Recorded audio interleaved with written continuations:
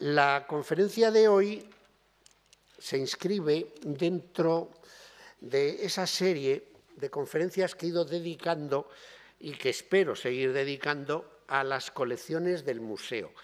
Cómo se configuran, cómo se han configurado, porque hay que insistir siempre en que es el museo que procede en origen de las colecciones reales, pero que después, al convertirse en museo nacional, ha recibido aportaciones de muy diversos tipos hasta el momento presente.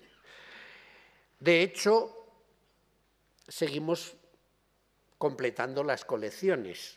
No hace unos días a una persona que le envié una de las convocatorias de esta conferencia me contestó diciendo que a ver si el Museo del Prado podía hacer algo por adquirir una pieza de Murillo de los grupos de chicos, de adolescentes, esas escenas de carácter popular de la que no tenemos ninguna y que la principal colección está en la Alte Pinakothek de Múnich y que hay piezas en otros lugares, pero de esa etapa de Murillo pues no tenemos obras, pero todo tiene su explicación. Cuando hablamos del modo y manera en que se ha configurado este museo, pues hay que pensar que al proceder de las colecciones reales, en su origen,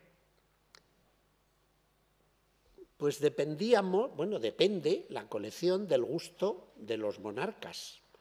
No es lo mismo los monarcas del 16 que los del 17, que los del 18 o que los del 19.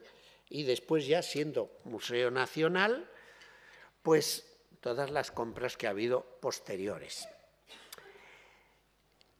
Claro, cuando hablamos de las grandes colecciones del Prado, la primera colección es la colección nacional, es decir, la de la Escuela Española. Alcanza, por supuesto, su apogeo con el Siglo de Oro y de los grandes maestros del Siglo de Oro tenemos unas colecciones magníficas. Ya se hable de Velázquez, de quien tenemos más del 50% de la producción, o ya se hable pues, de Rivera o de Zurbarán, que ya lo he explicado en otra ocasión, que la colección se ha ido configurando poco a poco. Y claro, pues al hablar del Siglo de Oro, tenemos que hablar de las diferentes escuelas que lo componen. Fundamentalmente, la escuela madrileña, el ámbito del centro, y la escuela andaluza. Los dos grandes focos, que son Sevilla y Granada, fundamentalmente. Y de ahí tenemos todos los grandes maestros. Claro, el punto más espectacular diríamos que se alcanza con la pintura de Velázquez y la pintura que se hace en la corte o que adquiere la corte. Por tanto, hay que fijarse en las otras escuelas, como digo, particularmente ya en la segunda mitad del 17 y dentro de ella la escuela sevillana, para considerar a los grandes maestros que son de fuera de la corte.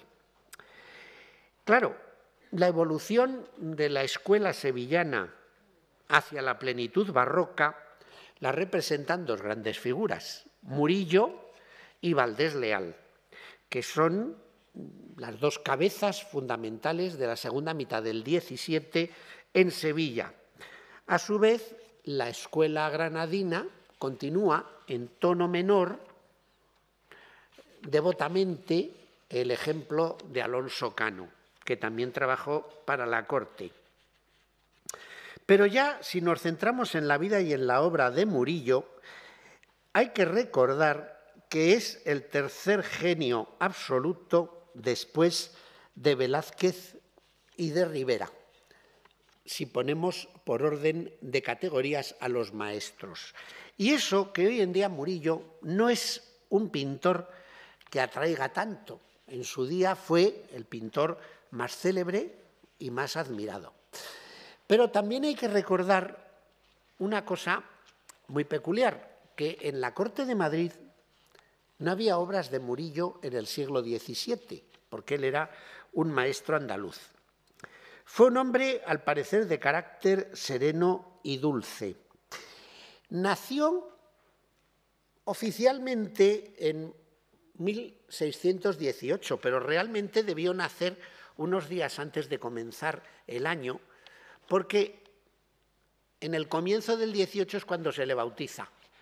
Por tanto, debió nacer muy a fines del 17, pero claro, para los pintores lo que tenemos es su acta de bautismo, y entonces sí sabemos en este momento en el que nacen. Y viviría desde esa fecha, desde fines del 17, comienzos del 18, hasta 1682, año en el que muere, y tradicionalmente se ha dicho siempre que muere de resultas de una caída cuando está pintando un cuadro bastante grande para los capuchinos de Cádiz.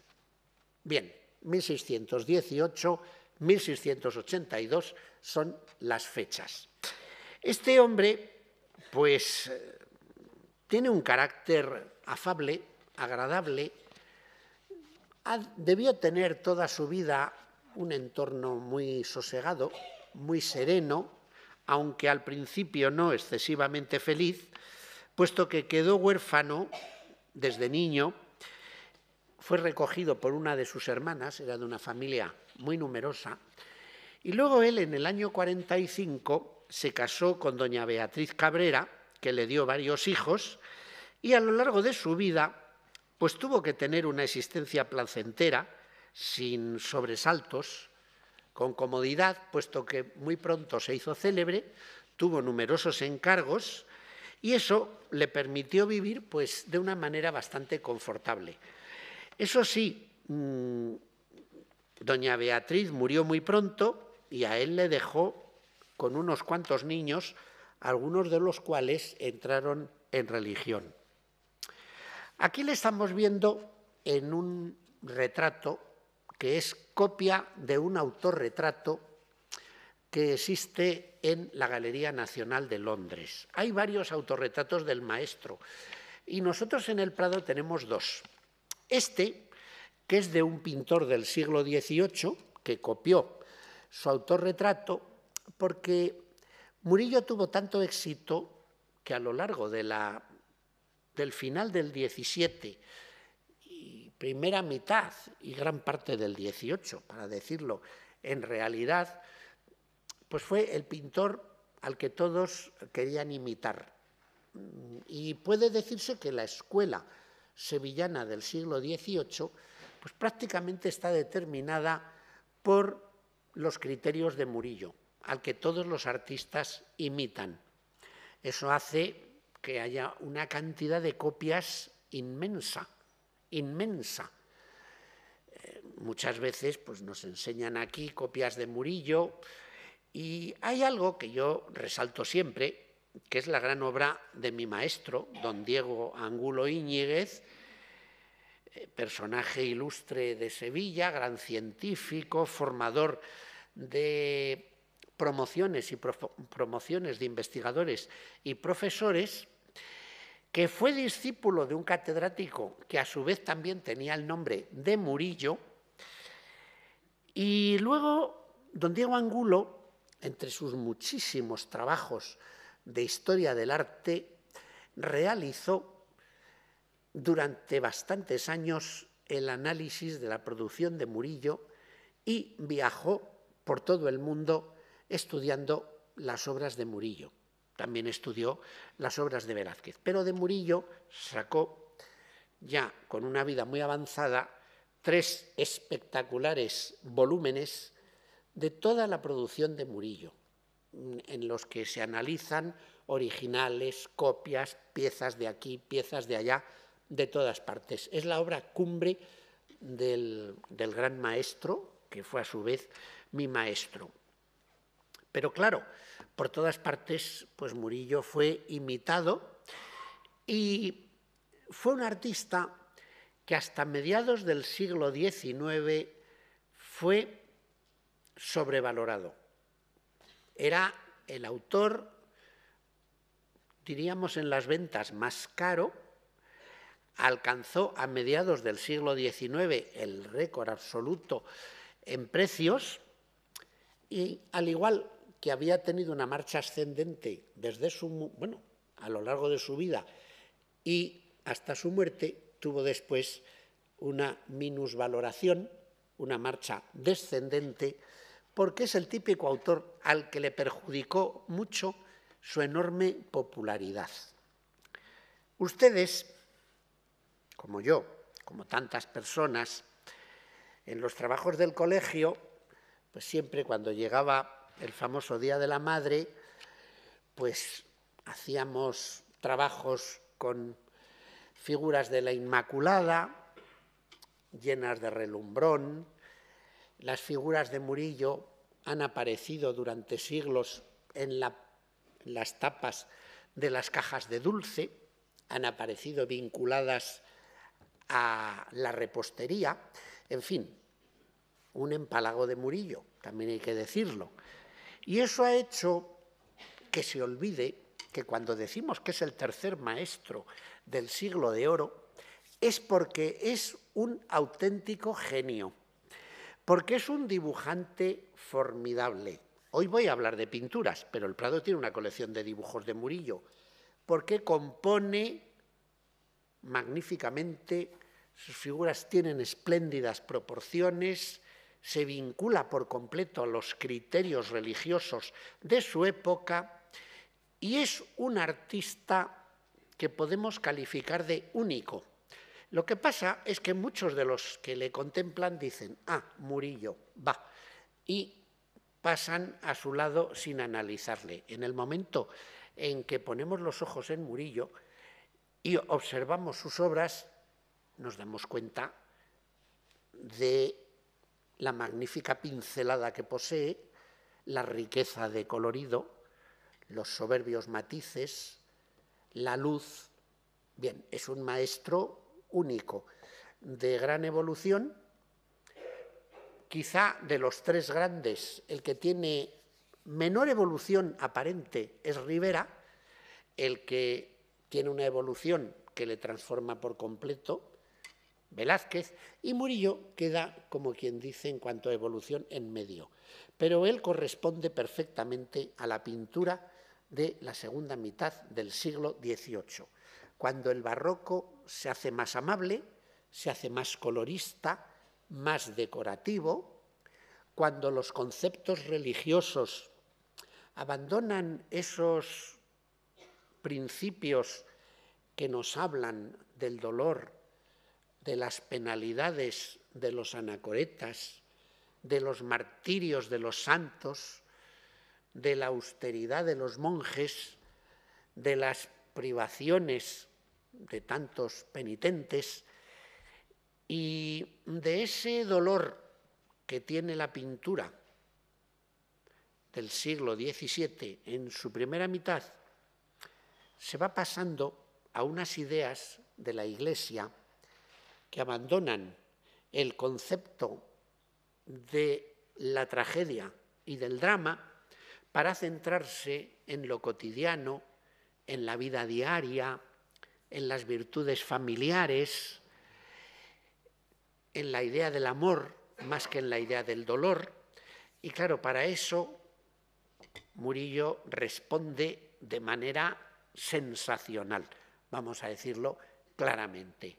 Esas figuras de niños, esas figuras de vírgenes maravillosas que tienen al niño en brazos, esa ausencia de violencia, aunque en algunos momentos los relatos religiosos implican algo de violencia, y por supuesto Murillo también lo trata, pero todo ese otro mundo amable, delicioso, dulce, exquisito, luego encajará también muy bien con las ideas del siglo XVIII y, por tanto, pues encontramos en Murillo huellas de muchos maestros anteriores. Al principio de su vida no cabe duda de que sigue ideas de Zurbarán, porque Zurbarán es el gran maestro absoluto de Sevilla, aunque era extremeño. Trabaja para los conventos, trabaja para las iglesias, para particulares, para oratorios, esas figuras de monjes místicos, la presencia de los milagros. Todo eso que podría pecar de irrealidad se transforma en Murillo en algo que está pegado a la tierra. Y entonces pues son unas vírgenes niñas deliciosas y sobre todo, y eso lo saben ustedes muy bien, el mundo de las Inmaculadas, porque el adalid del concepto de la Inmaculada Concepción es la cristiandad española. Y al final consiguen que se decrete por parte del pontificado la idea de la Inmaculada Concepción de María. Y por tanto, Murillo es un intérprete de ese tema, como lo será Maella en el siglo XVIII, y piensen que en el siglo XVIII el concepto de la Inmaculada Concepción no solamente permanece tan vigente, sino que se ensalza aún más, y el propio Carlos III, ese monarca aparentemente riguroso de la Ilustración, coloca en su orden, la famosa orden de Carlos III, a la Inmaculada como protectora, y con ello se desarrollan los estudios sobre la Inmaculada y su presencia en las artes. Así que Murillo viene a ser el nexo, el eslabón, la charnela, entre esa primera mitad del siglo XVIII, tan solemne, tan severa y tan trágica, y ese mundo amable, agradable, exquisito, que se difunde a lo largo del siglo XVIII. Por tanto, viene a ser un centro fundamental. Murillo será muy querido a lo largo del siglo XVIII y en muchos de sus cuadros, como tantos de los pintores de nuestro siglo de oro, se advierte perfectamente el estudio, el análisis, la copia a veces de grabados. Se toman ideas de grabados de toda Europa, porque el mercado del grabado se había difundido mucho por España y muchos pintores pues tomaban un grabado y de ahí extraían una composición. Para hacerla distinta de la composición que tenía el grabado, a lo que recurrían era a darle la vuelta, ponerla a la luz y hacer una composición inversa. Pero de ahí salen muchas ideas. Así que a Murillo cabe atribuir pues una visión nueva de lo que es la pintura de Correggio, la pintura alguna vez de Guido Reni, algunas piezas en la primera etapa de Zurbarán, las composiciones de Rafael. En fin, Murillo, hijo de su tiempo, es también un reflejo de todo el prestigioso pasado que hay antes de él.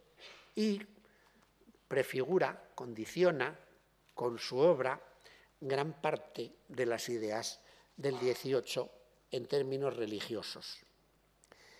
Murillo es muy conocido ya en el XVIII y lo será en el XIX, porque a partir de 1808 los ejércitos napoleónicos invaden la península ibérica, ocupan Andalucía, saquean las colecciones de la Iglesia, los monasterios, los conventos, las iglesias pierden gran parte de sus tesoros, que son trasladados a Francia en los equipajes no solamente de los mariscales y generales del mundo napoleónico, también en el equipaje del propio rey José, y muchas de las colecciones se deshacen. Después, con el tiempo, pasan a la venta y esas ventas de las colecciones francesas dan lugar a que atraigan a muchísimos compradores de otros países. Y así las pinturas de Murillo pues van a alcanzar los lugares más remotos. Luego, claro, cruzarán el Atlántico y podemos decir que de Murillo hay obras en todo el mundo. Alcanza el récord absoluto Murillo a mediados del XIX y luego, como antes he dicho, decae. Pero también tienen que tener ustedes en cuenta que no solo vamos a hablar de las sustracciones de esas obras de Murillo que van a parar a las colecciones del mundo, es que también en el segundo tercio y a lo largo de la segunda mitad del XIX, de resultas de la desamortización, sale un auténtico chorro de obras de arte más allá de los Pirineos, que unas veces compran los agentes franceses en España y otras veces son los españoles los que venden sus colecciones en los mercados de París, que era el centro en aquel momento de las ventas, y más tarde de Londres. Con lo cual, la pintura de Murillo va a todas partes. España pierde muchas obras de Murillo, en general, algunas se pudieron recuperar y otras, desde luego, no.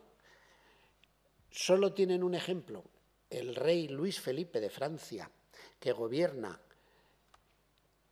como monarca Francia entre 1830 y 1848, encarga a un agente suyo, el barón Taylor, que compre obras artísticas en España. Y son muchas las obras de Murillo, de Zurbarán y de otros maestros que acaban en la Galería Española del rey Luis Felipe, que se presenta en el Museo del Louvre. Cuando la revolución del año 48 derriba del trono a Luis Felipe, con el tiempo ha perdido todos sus bienes, Francia se los devuelve, eran bienes privados, se llevan a Inglaterra y allí se vuelven a dispersar. Con lo cual, Murillo aparece en todas partes. Lo curioso es que en las colecciones reales españolas, a lo largo del Siglo de Oro, Felipe IV y Carlos II, que son los dos monarcas a lo largo de cuyos reinados trabaja Murillo, no tienen obras de Murillo. Murillo llegó a la corte en 2 ocasiones, Murillo era sevillano, tenía que mantener buenas relaciones con Velázquez, también Zurbarán vino a morir a la corte de Madrid y pintó un tiempo, pero realmente Murillo en la corte lo único que debió hacer fue pintar algunas piezas que se llevó a Sevilla. No dejó obra suya en la corte, o si la dejó, no la conocemos. Y regresa a Sevilla, tal vez después de estar 2 años en Madrid estudiando las colecciones reales, que, como ustedes saben bien, pues eran unas colecciones inmensas, colosales, llenas de grandes obras de todos los maestros fundamentales. Pero no hubo obras de Murillo en Madrid. Comienza el siglo XVIII, sigue sin haberlas, hasta que en el año 1729 la corte primero va a Caia, en la frontera con Portugal, y allí se produce el doble enlace entre el príncipe del Brasil, don José, que sería José I, y una infanta, hija de Felipe V, Mariana Victoria de Borbón, y una infanta portuguesa, doña Bárbara de Braganza, que se casa con el príncipe de Asturias, que será más tarde Fernando VI. La corte continúa a Granada. Está un poco de tiempo en Granada y allí se produce un terremoto. Y la corte sale huyendo y no volverá a pisar Granada y se establece en Sevilla. Y en Sevilla pasará casi 5 años. Es lo que en Sevilla llaman el lustro real. Y volverán a Madrid en 1734. Durante los años de Sevilla, la segunda esposa de Felipe V, Isabel de Farnesio, que va a tener una larga vida, puesto que Felipe V muere en 1746 y la reina le sobrevive 20 años, conoce la obra de Murillo y se dedica a comprar cuadros de Murillo para las colecciones reales. Ella tiene su propia colección. A la muerte de Felipe V se divide claramente la colección en dos. Una es la que tiene propia Isabel de Farnesio, está en la Granja, y la otra es la de Felipe V, que también está en la Granja. Pero hay obras en el Alcázar de Madrid, que se ha destruido en el 34, y las obras que se han salvado se han llevado al Buen Retiro.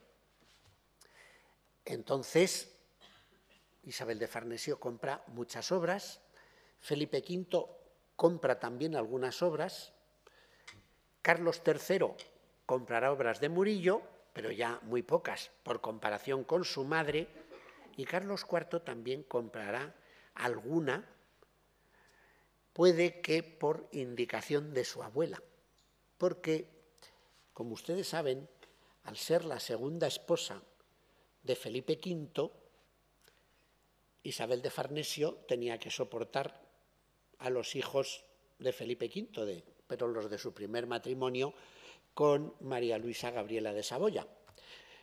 A Luis I le soportó poco. Luis I murió después de 7 meses de reinado y Felipe V recuperó la corona.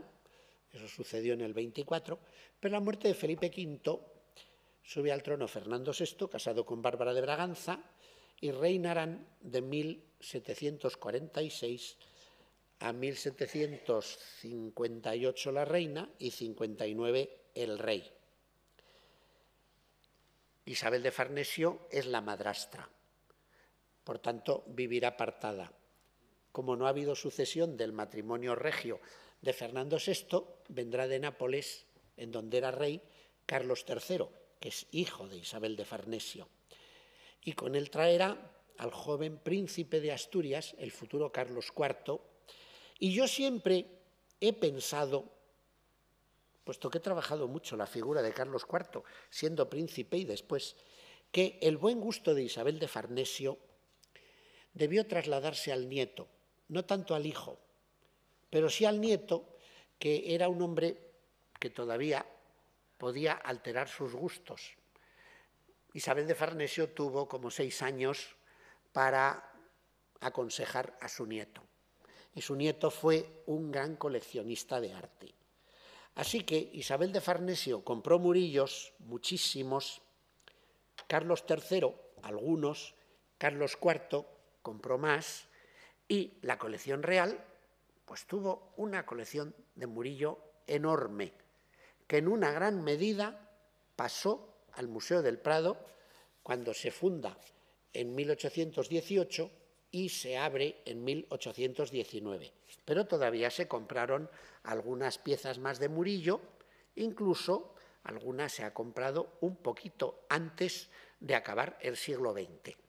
Así que la colección del Prado es muy grande, muy rica, pero carece de esa primera parte tan importante de los temas de carácter popular que vemos en la Alte Pinakothek de Múnich y en otros lugares, que es lo que esta persona que me dio las gracias por invitarle a la conferencia me dijo que había que hacer. Hay que comprar murillos de ese tipo. En Madrid hay unos cuantos murillos, también tiene la Academia de San Fernando y otros lugares, por supuesto, pero lo importante de Murillo, la gran colección de Murillo, aparte de la del Museo de Sevilla, es la que tenemos aquí en el Museo del Prado y que yo quiero mostrar en líneas muy generales porque no se trata de un análisis en profundidad de la obra de Murillo, porque para eso harían falta unas cuantas horas y esa no es mi idea hoy. Después de ver esta, que es una copia, pues claro, hay unos cuantos autorretratos de Murillo. El de la Galería Nacional de Londres es curioso, muy bello, es como este. Hay otro muy especial que pertenece a la familia Frick.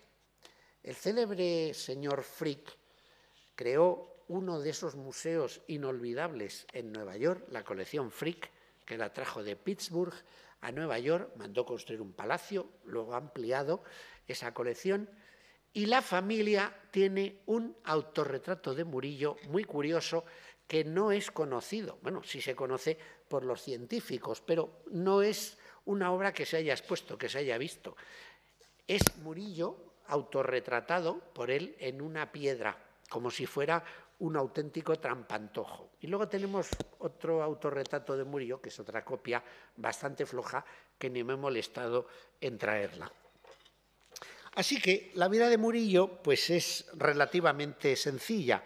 En 1656 comienza a trabajar para la Catedral de Sevilla, en el 58 es cuando viene a Madrid, en el 60 contribuye a la fundación de la Academia de Santa Isabel de Hungría, en la que tendrá dos presidentes, uno es Murillo, otro es Herrera el Mozo, hijo de Herrera el Viejo. Tendrán que soportar allí a otros pintores, entre ellos a Valdés Leal, que tenía muy mal carácter.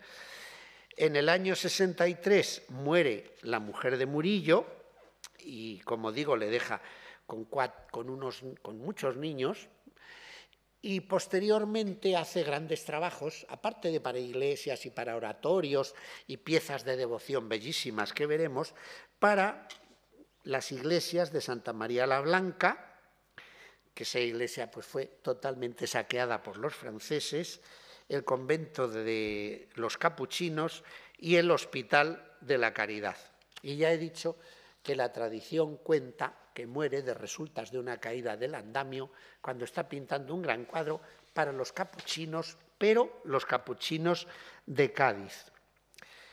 La estética que Murillo representa, ya lo he comentado, forma parte de una nueva fase en el arte español y un sentir general de alcance europeo propio de la segunda mitad del XVII, después de esa, diríamos, de resultas de la gran fatiga provocada por el gran barroco austero, dramático, trágico, grandilocuente. Se pasa a lo más delicado, amable, exquisito y, como antes he dicho, pues lo que es la vida de familia, los valores de esta, y realza el sentido de lo místico, pero no en esos éxtasis del comienzo del XVII, sino en clave mucho más comprensible. Luego, se sabe, porque todos los estudios lo apuntan, que ha tenido un gran éxito siempre, y si en principio fueron Alonso Cano y Zurbarán los pintores que más le condicionaron, luego ya he contado que aparecen elementos de Correggio, de Rivera, de Van Dyck, también de Rubens. No olvidemos la presencia del grabado en las composiciones de Murillo. Así que, después de esta obra, vamos a ver una muy célebre, que es la Sagrada Familia del Pajarito, que esta fue de Isabel de Farnesio y se pintó antes de 1650. Pues sí, tiene un aire amable, delicado, naturalista, pero esa entonación tostada pues acusa el eco de las obras de un Zurbarán o de un Rivera. La Santa Ana y la Virgen hay que reconocer que es una auténtica delicia, posee análogos principios expresivos, pero también posee más luz. Y los detalles arquitectónicos que aparecen revelan esa tendencia a la profundidad espacial en perspectiva que tanto le gustaba a Zurbarán y de la que abusó bastante. No se captan tanto en Murillo, pero algo de influencia tiene. Y luego la adoración de los pastores, que en efecto sí refleja todo ese espíritu que hemos dicho, algo zurbaranesco, pero ya con ideas de Murillo. Esta se piensa que ha debido ser ejecutada entre 1645 y 1650, cuando pues, Murillo anda por los 20 y tantos años aproximadamente. Esta la compró a la inversa que las anteriores, que las compró Isabel de Farnesio en Sevilla. Esta la compró Carlos III a un coleccionista de origen irlandés, que era un médico que pasaba consulta en Madrid, que era Kelly, exactamente igual que Grace Kelly, que es una familia que son de origen irlandés. Kelly era de origen irlandés, católico, y trabajaba en la corte de Madrid. Y Carlos III compró esta obra en 1764. Después, la Virgen del Rosario, que es eso que hoy en día se dice es un amor de pintura, pues verdaderamente porque se capta perfectamente el amor de la madre al hijo. Hay resonancias de aquellas Madonas de Rafael, pero más vitales, más vivas, yo diría que hasta con mayor volumen también y con esa riqueza de colorido propia del barroco. Esta se debió hacer entre 1650 y 55 y la compró Carlos IV. El reinado de Carlos IV va de 1788 a 1808, 20 años de reinado. Él compró mucho siendo príncipe de Asturias y compró también bastante siendo monarca. Y las colecciones de Carlos IV han sido muy, muy importantes. Se interesó más por la pintura que su padre Carlos III. La Anunciación, que también fue comprada por Carlos III, pues tiene importancia, se compró a Kelly y es un tema muy repetido por Murillo, del cual existen piezas muy parecidas en otros lugares.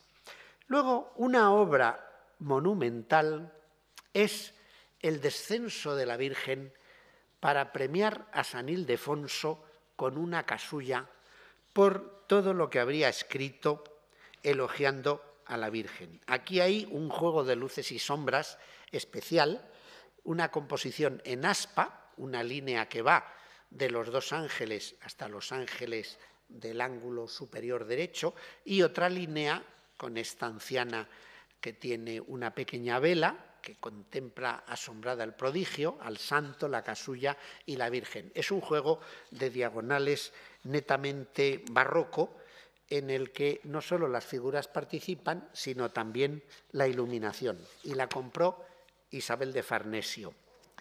También el cuadro siguiente, que es la aparición de la Virgen a San Bernardo, viene a presentar características similares.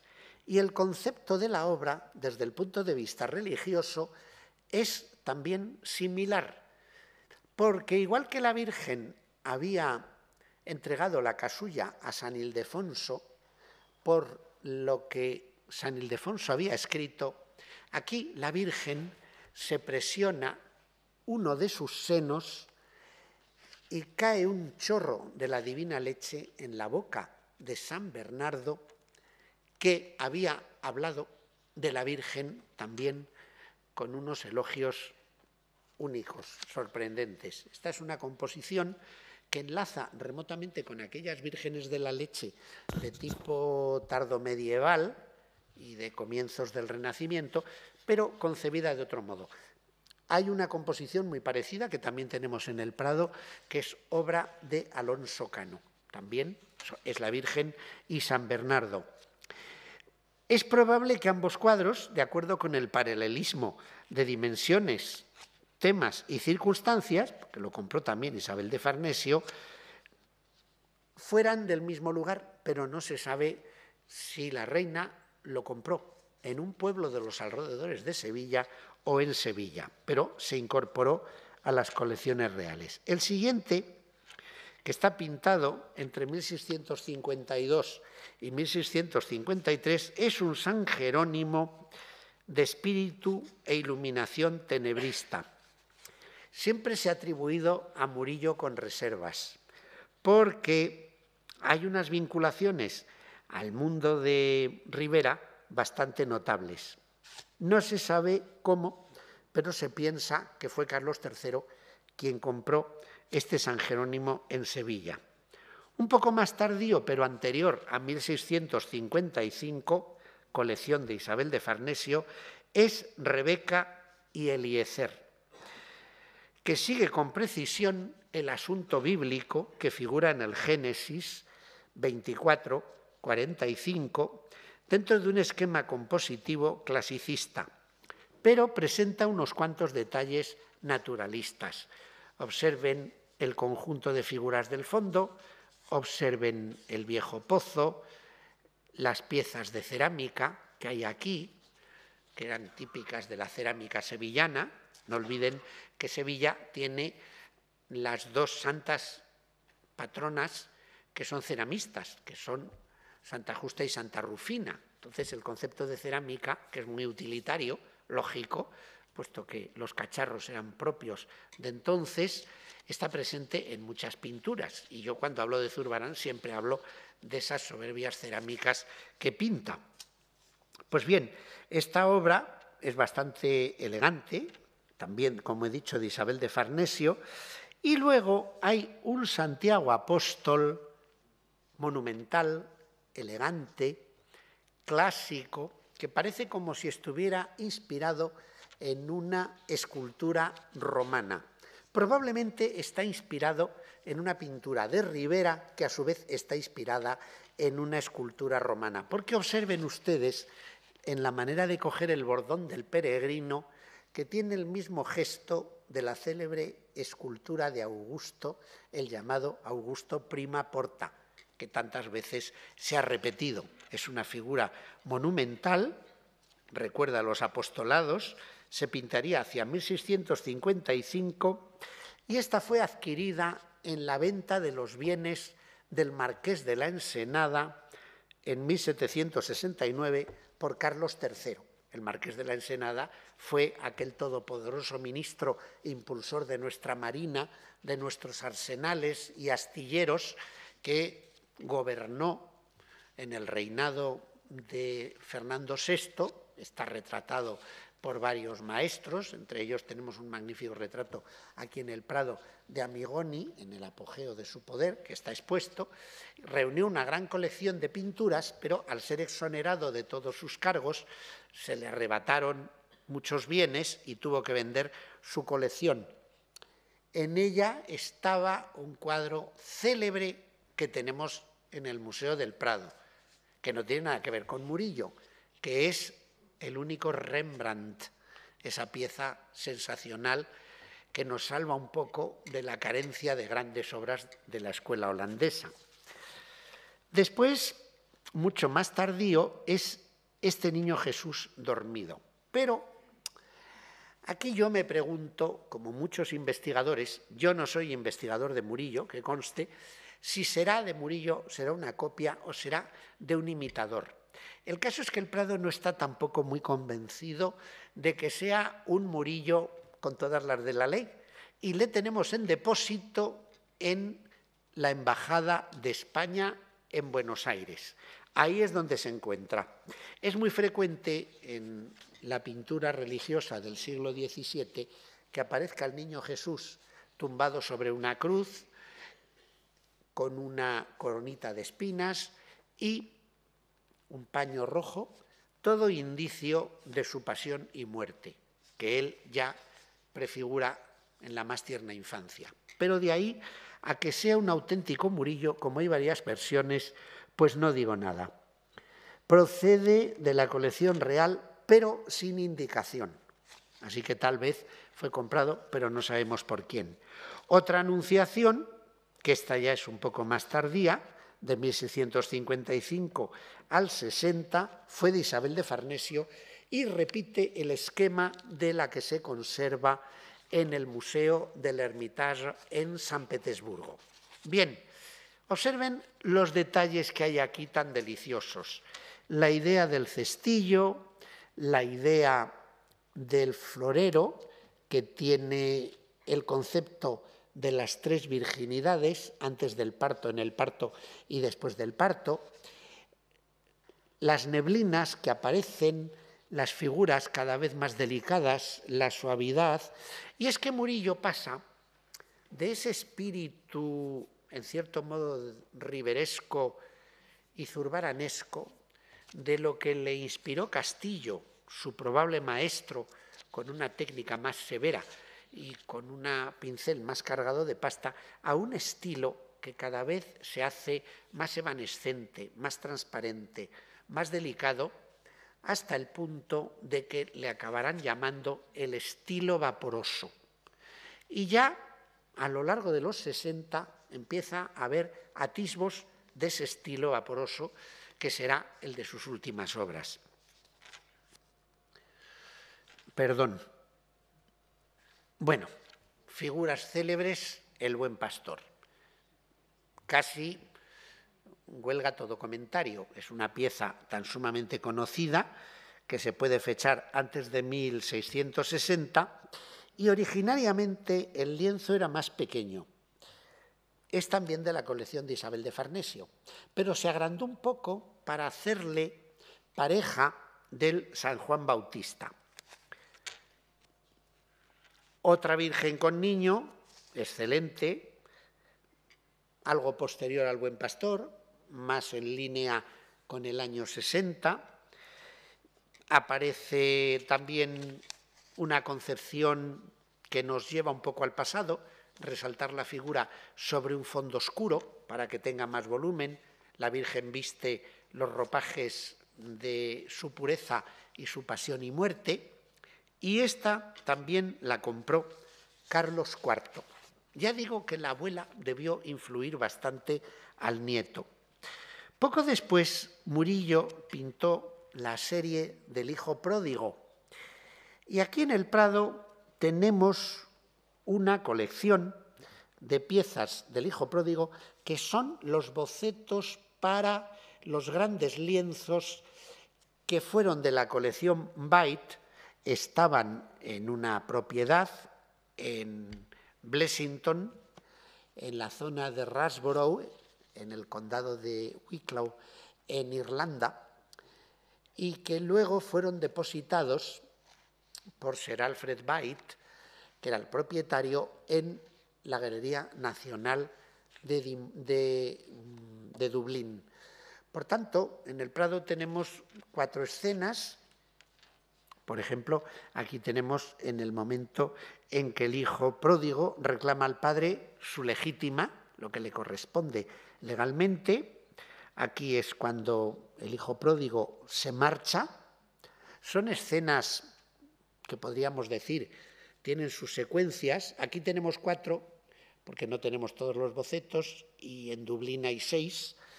Luego, la disipación del hijo pródigo, con las mujeres de mala vida, pero claro, son escenas como extraídas del reportaje de la vida diaria en el ambiente sevillano, porque el hijo pródigo es un relato de carácter remoto dentro del cristianismo y aquí está traído a nuestros días, bueno, no a nuestros días, perdón, a los días del Siglo de Oro.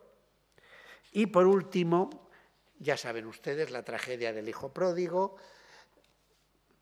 le arruinan, se arruina y todos le abandonan, invoca a Dios, se alimenta de bellotas, que roba a los cerdos, es un porquerizo, es el desastre de una vida, que luego al final su padre, olvidando todo lo que había hecho y los abandonos en que había caído, le acoge y es la vuelta. Pues lamentablemente ese boceto no lo tenemos. Claro, todavía no hemos visto Inmaculadas, pero aquí tenemos una muy bella, que la llamamos la Inmaculada del Escorial, que esta procede de la casita del Príncipe y tal vez la pudo comprar Carlos III en Sevilla porque figuraba entre los cuadros de Carlos IV, donde tenía su colección en la casita del Príncipe. La casita del Príncipe es una de las 2 maravillosas casitas que tiene el conjunto del Escorial, la casita de arriba y la casita de abajo o casita del Príncipe. Ahí había una colección de obras artísticas exquisita de Carlos IV, que siempre demostró muy buen gusto, y entre esas obras estaba la Inmaculada del Escorial, que se puede fechar entre el 60 y el 65. La figura, pues, tiene todo tipo de recursos escénicos. Observen cómo hay una luz más clara en el centro, cómo después, a espaldas de la Inmaculada, se va difundiendo, aparecen algunos querubines, aparecen elementos propios de la Inmaculada. Pues bien, este cuadro yo le he llevado en la última exposición que hice en Japón, en Tokio y en Osaka. En esa exposición tuvimos algo más de 910.000 visitantes en 6 meses, lo cual ha sido la exposición récord, por mucho que se diga, de todas las exposiciones del Prado. Y este cuadro fue el arrebato total. Se compraron postales en unas cantidades industriales casi. Y entonces nosotros nos preguntábamos, ¿por qué en Japón puede gustar tanto este Murillo? Si en el fondo es muy difícil para un japonés comprender lo que la figura de la Inmaculada representa, pero es tan bella, es tan delicada, tan armoniosa, tan dulce, que se llevó a los japoneses de calle, y valga una terminología vulgar, pero expresiva. Realmente fue un cuadro que tuvo un éxito absoluto. Nosotros allí mismo nos preguntábamos, ¿por qué? ¿Por qué? Porque claro, los temas de flores, los temas de naturaleza muerta podían gustar mucho, pero la Inmaculada es un tema religioso, pero lo que gustaba era, sin duda, la belleza de la imagen. Nunca pudo sospechar Murillo, como no lo sospechábamos nosotros, que somos de esta época, que algún día uno de sus cuadros más deliciosos iba a tener un éxito en unos lugares en donde la religión cristiana no se comprende. Hay cristianos, no cabe duda, hay católicos, hay universidades, incluso católicas, pero este éxito entre el gran público es casi imposible de predecir y difícil de analizar. Así que o la compró Carlos III o la compró Carlos IV, pero que es una maravilla, eso está fuera de duda. Otra deliciosa concepción, la de la media luna, esta la compró Felipe V a los herederos del cardenal de Molina, probablemente para su esposa, para Isabel de Farnesio. Y en 1665 hicimos una exposición pequeña en Madrid, pero muy interesante. Se encargó a Murillo hacer las pinturas para la iglesia de Santa María la Blanca. En ellas se narra la fundación de Santa María la Mayor. Y tenemos 2 secuencias en el Prado, esta y la siguiente. También vuelvo a insistir lo mismo. Cuando vino el príncipe heredero de Japón y yo le estuve explicando el Prado, tenemos hasta una foto delante de estos cuadros porque le interesaron muchísimo. Es un ambiente cotidiano, es un ambiente de vida diaria, es un ambiente que si uno se pone a pensar en él, provoca casi una leve somnolencia, porque es el patricio Juan, su esposa, que ha suspendido la labor, y duermen, y en ese momento se les aparece la Virgen y les pide que se construya una basílica en su honor, para lo cual va a provocar un prodigio y hace nevar en el Monte Esquilino, una de las 7 colinas de Roma, en plena canícula. Y se despiertan, cuentan el prodigio al Papa y, al igual que en la pintura primera se ve el sueño del patricio, la aparición de la Virgen y el monte nevado, en la segunda se ve al Papa. Aquí hay mucho de Zurbarán en la colocación de la columna, la figura contraluz del Papa, pero en cambio es Murillo la luz de fondo, las figuras del patricio y de su esposa. Hay una escena muy graciosa, como es el de un prelado, que se cala las gafas como diciendo, pero bueno, ¿qué es esto? Le están narrando que nieva en el Monte Esquilino. Entonces el Papa ordena una procesión, acuden al Monte Esquilino, contemplan el prodigio y ese es el comienzo, las bases del nacimiento de la Basílica de Santa María la Mayor de Roma, que es una de las grandes basílicas romanas y, curiosamente, es la que está bajo protección del rey de España, de la corona española. Igual que San Juan de Letrán lo está bajo la protección de la corona francesa y lo ha heredado la República.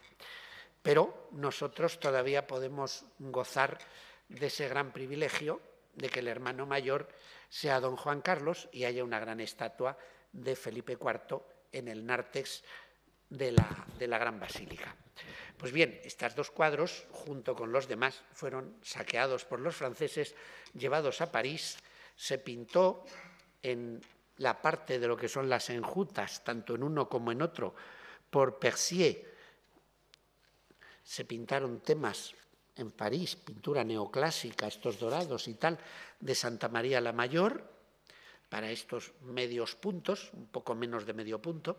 Y luego, lamentablemente, los otros dos cuadros, también de Murillo, pues uno está en propiedad del Louvre, ese no se recuperó, y otro está en propiedad de Lord Farringdon, en Inglaterra. Así que este es el conjunto de piezas que pintó Murillo para Nuestra Señora la Blanca, que relatan la historia de Santa María la Mayor. Probablemente Murillo pintó este Ceomo y esta Dolorosa a su regreso de Madrid, después de haber visto los cuadros homónimos de Tiziano, que tienen mucha importancia en la historia del maestro, pero que también estas piezas, que son algo más tardías, las dos las compró Carlos IV y se creen ejecutadas entre el 60 y el 70. Al igual que el Cristo en la cruz, que evoca perfectamente los Cristos de Van Dyck, que a su vez evocan los Cristos de Rubens. Pues bien, este otro, el Cristo, fue de Isabel de Farnesio. Luego hay otro monumental cuadro, que es la figura de San Agustín, entre Cristo y la Virgen, realizado entre el 65 y el 75. Este fue del Marqués de Llanos y en el año 1772 estaba en la sacristía del Palacio Real de Madrid. Probablemente se le compró a él. Seguimos con las piezas que en este caso compró Isabel de Farnesio, el célebre de los niños de la Concha, que está inspirado en un grabado de Guido Reni. Y luego vemos otra obra que ha sido un poco discutida, que se debió pintar con motivo de la canonización del santo rey Fernando III, el conquistador de Sevilla, de Córdoba en el año 1236 y de Sevilla en 1248. Es el santo titular del trono de España y cuando se produce la canonización es pintado probablemente por Murillo. Se ha discutido un poquito, pero este no se conoce la procedencia. Estaba en el Palacio Real de Madrid según el inventario de 1814 y se piensa que deriva de un cuadro sobre tabla antiguo que Murillo vio y que debió interpretar, que se encontraba en la Catedral de Sevilla. Este, en cambio, es uno de esos magníficos retratos de Murillo y este se compró por el Patronato del Prado en 1964 y figuró en la exposición de adquisiciones de 1969 que organizó mi maestro, don Diego Angulo, que escribió el catálogo, una persona que trabajaba en el Museo del Prado, Gloria Fernández Bayton, y que todos estimamos mucho porque, sobre todo yo que terminaba la carrera en ese año y que tuvimos a don Diego Angulo con nosotros en las fiestas de fin de curso, pues vinimos al Prado a ver esa exposición que tenía pues tantas piezas compradas. Era un retrato, y es un retrato muy importante, de un comerciante de los Países Bajos, Nicolás Omazur. Es un cuadro que estuvo fechado en 1672. se revela Murillo como un espléndido retratista, no hay más que ver el rostro, la actitud del personaje. Él, Murillo, también retrató a su esposa y, bueno, es un comerciante flamenco, poeta aficionado, amigo y admirador de Murillo, y la obra, pues, demuestra que Murillo, cuando capta a sus modelos, sabe captarlos con una gran hondura psicológica. Y nos faltaba un retrato y aquí le tenemos. Poco tiempo después, un día, charlando con don Diego Angulo, dice: qué lástima, qué pena. La Galería Nacional de Londres ha comprado el magnífico retrato de Justino de Neve, el gran amigo de Murillo, el impulsor de la obra de Santa María la Blanca, y era un retrato que esperaba don Diego que algún día entrase en la colección del Prado. No fue posible, está en la Galería Nacional de Londres, pues bien por los ingleses. Aquí tenemos a una ilustre inglesa que la tiene que estar haciendo muchísima gracia lo que yo cuento. Pero es un gran retrato, con un porte soberbio. Vino aquí con motivo de la exposición que le dedicamos al personaje, porque fue un mecenas de Murillo. Y bueno, si no está en el Prado, está en la Galería Nacional, no está en Madrid, no está en Londres, no está en Sevilla, pero le podemos ver cuando queremos. Así que después del Nicolás de Omazur, que es un retrato excelente, tenemos otro Cristo en la cruz, que más o menos se corresponde con el mismo que hemos visto anteriormente, de influencia de Van Dyck. Sin duda, Murillo debió manejar estampas de los lienzos de Van Dyck, y este estaba en el Palacio de Aranjuez en 1818, pero no sabemos cómo había llegado allí. Como tantas obras, pues no se puede tener información de todo, a pesar de los magníficos inventarios. La espléndida concepción de Aranjuez, así llamada por encontrarse en la capilla de San Antonio de Aranjuez. Todos estos cuadros de Aranjuez, del Escorial, del Palacio Real de Madrid, empezaron a entrar en el Prado en 1818 y a lo largo del primer tercio del siglo XIX siguieron entrando, y también los monarcas compraron cuadros para entregarlos al Museo del Prado. El delicioso San Juan Bautista Niño, que se ha querido hacer pareja, sin serlo, del Buen Pastor. Este se compró al cardenal de Molina en 1744 para la colección de Isabel de Farnesio. Después tenemos el magnífico de la visión de San Francisco en la Porciúncula. La Porciúncula, que ha habido personas que me lo preguntan, Porciúncula quiere decir cachito, vamos a decirlo. Porciúncula es una palabra italiana. Es porción, porción pequeñita, porción diminuta, porciúncula. Bien, a pesar de su nombre pomposo, quiere decir muy pequeño, y es el lugar donde se encontraba San Francisco meditando. Pues bien, la porciúncula salta a la historia más espectacular cuando se conoce la historia, porque hay una ciudad en Estados Unidos, famosísima, en California, que se llama Nuestra Señora de los Ángeles de la Porciúncula, hoy en día conocida como Los Ángeles o LA. Y ya ven que el título de la ciudad es bastante más largo en su fundación. También San Francisco es San Francisco de Hierbabuena y le llaman Frisco. Pero bueno, ¿qué le vamos a hacer? Barbaridades de la historia. Luego tenemos otra pieza importante, fundamental, que demuestra cómo pinta las naturalezas muertas, los objetos, Murillo, el San Jerónimo, que fue de Isabel de Farnesio. Luego tenemos algunos de esos cuadros que nos llaman la atención en Murillo, que compró Carlos IV, que son el Martirio de San Andrés, que está inspirado en la estampa del mismo asunto de Rubens, del Hospital de San Andrés de los Flamencos en Madrid, calle Claudio Coello, número 99, en donde yo he dado innumerables conferencias a lo largo de los años. Pues allí está ese soberbio cuadro de la fase final de la vida de Rubens, que ha inspirado a muchísimos autores.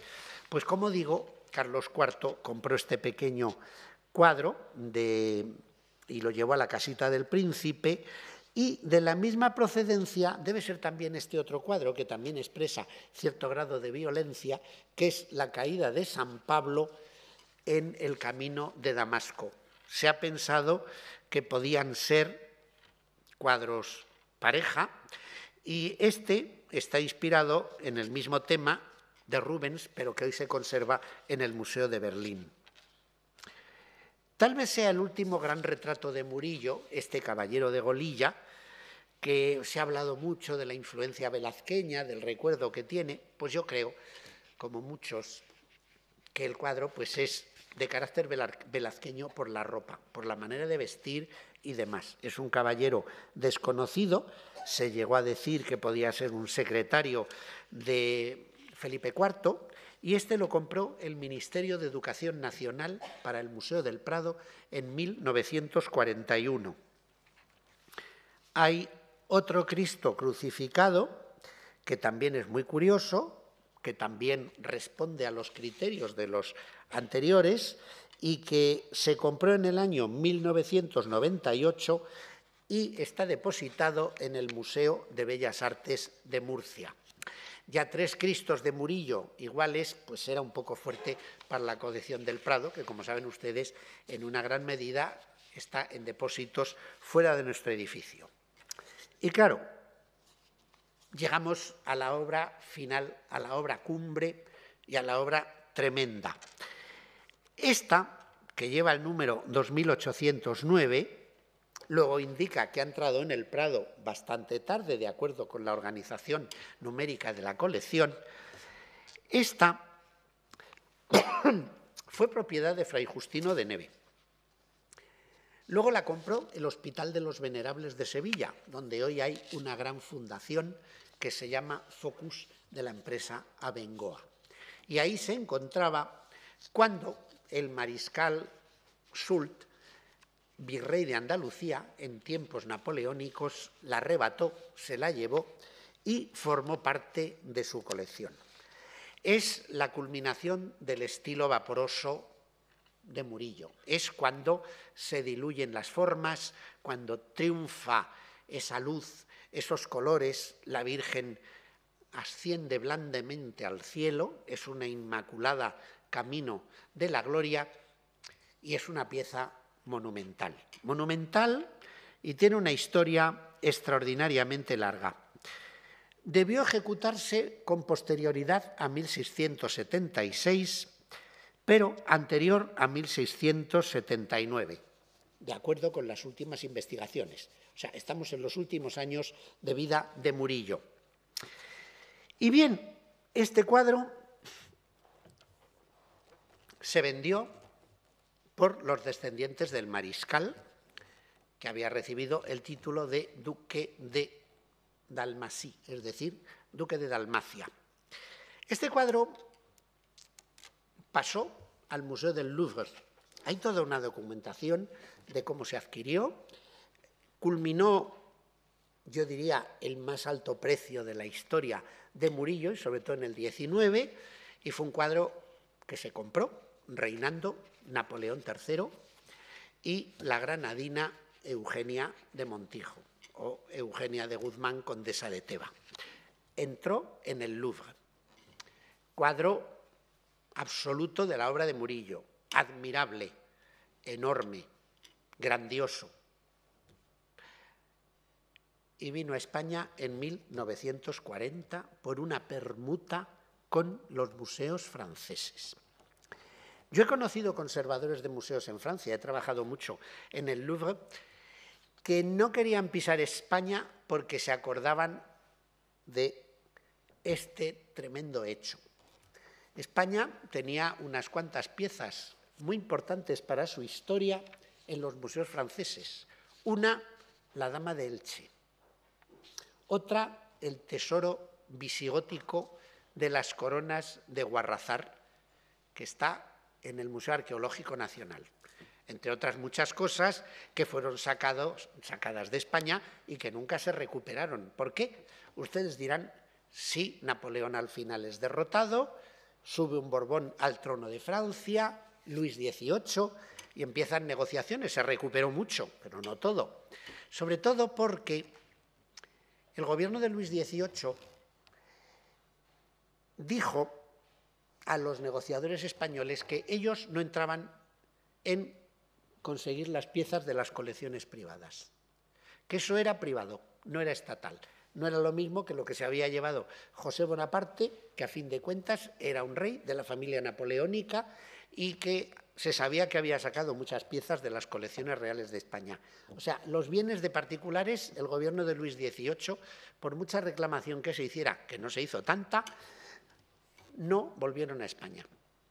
Pero en el momento en que Francia se encontraba al límite de su resistencia, invadida por los ejércitos nazis, entonces se llega a un acuerdo entre Franco y Pétain, se envían documentos, según mi maestro, muy importantes a Francia, se envía un cuadro de Velázquez, se envían piezas y se recuperan estos tres símbolos de nuestra cultura. La Dama de Elche, que viene al Prado y luego se traslada al arqueológico, el Tesoro de Guarrazar, que va al arqueológico, y la llamada Inmaculada de Soult, que deberíamos quitarle definitivamente ese nombre, porque es la Inmaculada de quien lo robó, y se le llama realmente la Inmaculada de los Venerables. Con esta, Murillo demuestra que es un genio absoluto. Murillo demuestra que en su momento fue el pintor más prestigioso, que influyó en siglo y medio después de su muerte ampliamente y que fue un maestro que se puede poner a la misma altura que Rivera, que Velázquez y que otros maestros importantes del siglo de oro. Yo diría que el tercero, detrás de Velázquez y detrás de Rivera. Pero que también es muy importante subrayar que el Prado, que tiene muchísimas copias de Murillo, y yo digo siempre, ¿y qué museo no las tiene? Si hubo tantas y tantas y aparecen por todas partes las copias de Murillo, el Prado tiene una colección de Murillos auténticos importantísima. Pero ha hecho falta trabajar mucho por los investigadores, subir a esa cima de la investigación que consiguió don Diego Angulo para demostrar la categoría de Murillo y la autenticidad de muchas de sus innumerables obras. También don Diego Angulo me contó una anécdota que con ella voy a cerrar y que es muy divertida. Cuando la reina Isabel II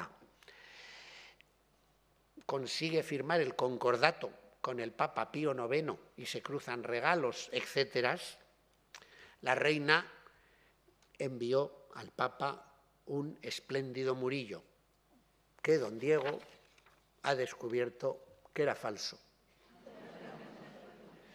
¿Por qué? Pues porque en esa época no es que hubiera mala intención por parte de la corte española, no. Ese cuadro pertenecía a las colecciones reales, como pertenecía todo el Museo del Prado hasta su nacionalización en 1869. Pero claro, se mandó un bello cuadro de Murillo al pontífice, sin haberle investigado lo suficiente. Y luego se destapó que era falso. Pero eso no reduce la buena intención de la reina Isabel II, que a fin de cuentas fue, si su padre Fernando VII, el que creó el Prado, la reina Isabel II fue la que salvó el Prado de la división, porque ella tenía una hermana a la que correspondían también muchos bienes, la infanta Luisa Fernanda, de la corte.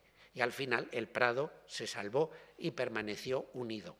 Así que ya ven que a través de Murillo podemos ver mucho de la historia del Prado, mucho de la historia de la investigación artística y algo de las anécdotas de la Corte de Madrid.